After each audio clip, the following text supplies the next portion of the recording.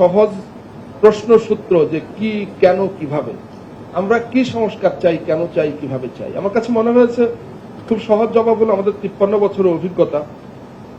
যদিও এই অভ্যুত্থানটা শুরুতে কোটা সংস্কার আন্দোলন বা বৈষম্য বিরোধী আন্দোলনের মধ্য দিয়ে শুরু হয়েছে, হুমায়ুন ভাই বললেন যে বৈষম্যের প্রসঙ্গটা টেনে বললেন যে কর্মসংস্থানের কথা, কিন্তু আমার কাছে মনে হয়েছে একটা কোটা সংস্কার আন্দোলন এবং বৈষম্য বিরোধী আন্দোলন শেষ পর্যন্ত গণ অভ্যুত্থানে রূপ নিল কোন উপলব্ধি থেকে। উপলব্ধিটা হলো যে এই রাষ্ট্র ব্যবস্থাকে 53 বছর ধরে এমন এক জায়গায় নেওয়া হয়েছে, এখানে কোটা সংস্কার বা বৈষম্য বিলোপের মতো ঘটনাগুলো এটা হবে না। কারণ এই রাষ্ট্র ব্যবস্থার যদি একটা বড় রকমের সংস্কার সাধন না হয়, এটা পরিবর্তন না হয়, তাহলে এই ধরনের হাজারো সমস্যা আমাদের সমাজে আছে যেগুলো আজকে বিভিন্ন কর্নার ধরা হলো, এগুলো কোনোটাই আসলে সমাধান হবে না। তো সেই উপলব্ধি থেকে এই সংস্কারের চেষ্টা। এখন সংস্কারটা কোথায় কিভাবে হবে, আমি আমার উপলব্ধি থেকে সংবিধানের দুটো সংশোধনের কথা বলি। এখানে সংবিধান এবং আইন বিশেষজ্ঞরা আছেন, আমার মুখে হয়তো অতটা মানাবে না, কিন্তু আমি এটা গত সপ্তাহে আমাদের বড় ভাই সম্মানিত সালাউদ্দিন ভাইয়ের সঙ্গে ব্যক্তিগতভাবে এটা আলাপচারিতায় বলছিলাম যে আমাদের দুটো সংবিধান সংস্কারের কথা যদি আমরা সংশোধনের কথা যদি বলি, একটা হলো 2005 সালে বিচারপতির বয়স বাড়ানো, আরেকটা হলো 2013 সালে এসে তত্ত্বাবধায়ক সরকার বাতিল করে দেওয়া। তো এই দুটো সংশোধনী হয়েছিল, দুঃখিত, 2011 সালে এই দুটো সংশোধনী হয়েছিল তখন রুলিং পার্টির 2/3 বেশি মেজরিটি পার্লামেন্টে ছিল, এবং এই দুটো সংশোধনী করবার ক্ষেত্রে অন্য কারোর সঙ্গে আলাপ আলোচনা, অন্য কারো মতামত নেওয়া এটার কোনো প্রয়োজন পড়েনি। এবং এই দুটো সংশোধনী, একটি আমাদেরকে প্রথমে 2000 মানে সো-কল্ড 111 এক্সপেরিয়েন্সে ঢুকিয়ে দিয়েছিল, আরেকটি সংশোধনী আমাদেরকে পরবর্তী 1 দশকেরও বেশি সময় কোথায় নিয়ে গেছিল আমরা জানি। সুতরাং সংবিধান সংশোধনটাকে, বর্তমান ব্যবস্থাটাকে একটু কঠিন করা দরকার।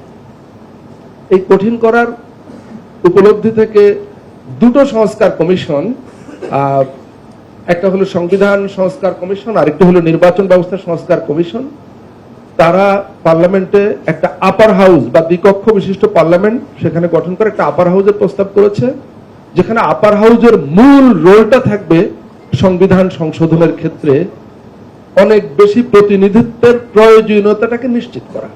মানে কেবলমাত্র একটি দল, সেটা ক্ষমতায় থাকুক বা না থাকুক, একটি দল চাইলেও সংবিধান সংশোধন হয়ে গেল, সেটা যাতে না হতে পারে। দুই কমিশনের মনে হয়েছে যে এটা একটা পারফেক্ট ব্যবস্থা হতে পারে, যে আপার হাউস যদি পিআর পদ্ধতিতে হয়, এটা কিন্তু আমি খুব ক্লিয়ারলি বলি, এটা কোনো দলের প্রস্তাব পরে এসছে, হয়তো দলগুলোর অবস্থান পরে এসছে। এই দুটো কমিশন দীর্ঘ গবেষণা করে, আলাপ আলোচনা করে, বিশ্লেষণ করে তারা এই প্রস্তাবটা করেছে যে সংবিধান সংশোধনের কাজটা যাতে কোনো একক দলের হাতে বা সরকারের হাতে না থাকে, এটাকে একটু কঠিন করবার জন্য এই ব্যবস্থাটা। এবং আপার হাউসের এখন যে ডিউটিজ কথা বলা হয়েছে, সেখানে এটা হলো প্রধান কাজ, আর বাকি যে কাজগুলো সেটা হচ্ছে বিভিন্ন বিলের উপরে আলাপ আলোচনা, কিন্তু আলটিমেটলি আপার হাউস সে বিলগুলো আটকাতে পারবে না, কোনো না কোনো ভাবে সেটা পাস হয়ে যাবে। তো এই জন্য এই পদ্ধতিটা এসেছে। সালাউদ্দিন ভাই আমাকে বলেছিলেন যে এটা না করেও আরো বিকল্প আছে, সংবিধান সংশোধনটাকে কঠিন করার আরো নানা বিকল্প আছে। এর মধ্যে একটা হলো কিছু কিছু কনস্টিটিউশন অ্যামেন্ডমেন্টের বিল যেগুলো পার্লামেন্টের 2/3 পাস হওয়ার পরে গণভোটে যেতে পারে, কিংবা মানে আমি জানি না, সালাউদ্দিন ভাই আজকে হয়তো আপনাদের সামনে আরো নতুন কোনো পদ্ধতির কথা হাজির করতেও পারেন। তিনি বলেছিলেন এটা না করেও সেটা কঠিন করা সম্ভব।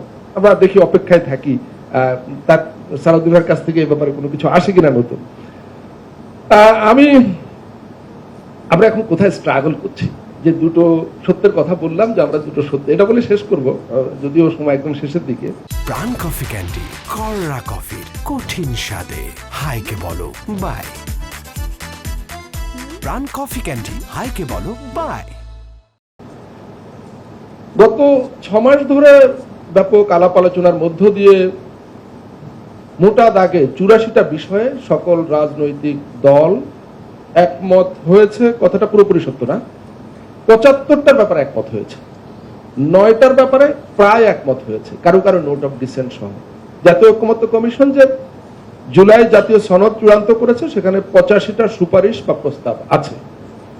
তো এখন যেগুলোর ব্যাপারে একমত হয়েছে সেগুলোর ব্যাপারে একটা অবস্থান হলো যে দেশ যেহেতু একটা সংবিধানের মধ্য দিয়ে চলছে, মানে সংবিধান বহাল আছে, এই সরকার গঠিত হয়েছে সংবিধানের আওতায়, শপথ নিয়েছে সংবিধানের আওতায়, এখনো দেশ এই সংবিধানের আওতায় চলছে। সুতরাং এই সংস্কার প্রস্তাব যে ৭৫ কিংবা ৮৪টা, এটা বাস্তবায়নের সবচাইতে সহজ বা উপযুক্ত উপায় হলো পরবর্তী পার্লামেন্ট, যেহেতু সংসদ বহাল আছে, সংবিধান বহাল আছে।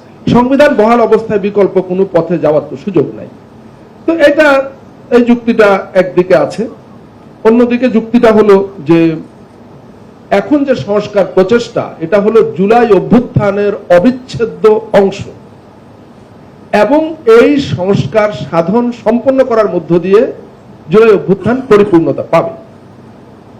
এই পক্ষে যুক্তি হলো যে দেশের সংবিধান বহাল আছে, এটা সত্য, কিন্তু এই সত্যের পাশাপাশি আরেকটা সত্য হলো যে এখানে একটা নিউ কনস্টিটিউশনাল অর্ডার বা নতুন সাংবিধানিক ব্যবস্থা চালু আছে, যেটা পুরোপুরি আমাদের বর্তমান সংবিধানের মধ্যে নেই। যেহেতু দেশ একটা নতুন কনস্টিটিউশনাল অর্ডারের মধ্যে আছে, সুতরাং যে সমস্ত বিষয়ে আমরা সবাই একমত হয়েছি, সেই সমস্ত বিষয়গুলো একটা নতুন সাংবিধানিক আদেশের মধ্য দিয়ে এখনই বাস্তবায়ন করে ফেলা যাবে। এবং তাদের যুক্তি হলো, যেহেতু আমরা এই সংশোধিত ব্যবস্থার আওতায় একটা নতুন ধরনের নির্বাচন দেখতে চাই, একটা নতুন চরিত্রের সংসদ দেখতে চাই, সুতরাং এটা এখনই করতে হবে।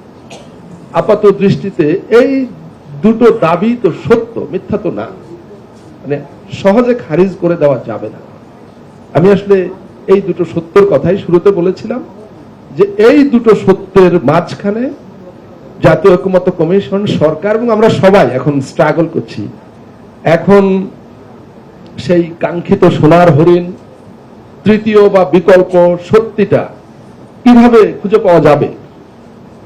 আমার উপলব্ধি হলো এই কাজটা আমাদের পলিটিশিয়ানরাই করতে পারেন, কারণ আমরা সবাই মিলে যাই খুঁজে বের করি না কেন, দিন শেষে যদি রাজনৈতিক সমঝোতা না হয়, আমরা যে পদ্ধতিতেই ইন্ট্রোডিউস করি বা চাপিয়ে দিই, সেটা সাস্টেইনেবল বা টেকসই হবে না। এখন আমার শেষ কথা হলো, আসুন আমরা সবাই মিলে দোয়া করি যে আমাদের নেতারা, আমাদের পলিটিশিয়ানরা যত তাড়াতাড়ি আমাদের সামনে সেই তৃতীয় বা বিকল্প সত্যটা হাজির করবেন, তত তাড়াতাড়ি আমরা মুক্তি পাবো এবং আরেকবার একটা নতুন গণতান্ত্রিক অভিযাত্রার পথে যাত্রা শুরু করতে পারবো। সবাইকে ধন্যবাদ। আপনাদেরকে অনেক ধন্যবাদ। আমরাও অপেক্ষায় আছি।